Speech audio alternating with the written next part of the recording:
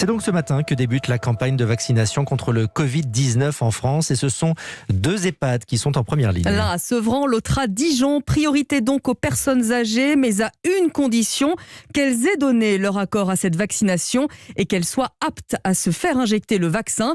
Et c'est pour cela, Anne Le Gall, que chaque patient doit consulter son médecin avant. Alors comment se passe cette visite préalable ?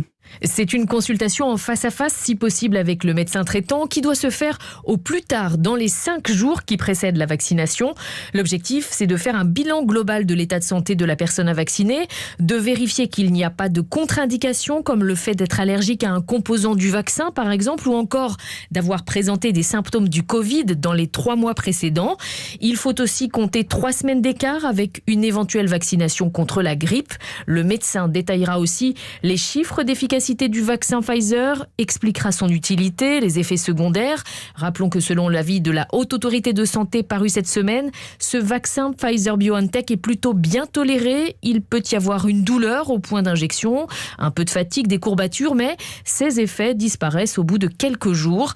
C'est à l'issue de cette consultation pré-vaccinale que le patient seul ou la personne de confiance qui l'accompagne donneront leur accord ou pas pour la vaccination. Il sera possible de demander un délai de réflexion supplémentaire, mais seulement si c'est compatible avec le calendrier de commande des vaccins, puisque c'est bien sur la base de ces consentements que les EHPAD pourront demander la livraison des doses nécessaires. Les précisions d'Anne Le Gall pour Europe 1.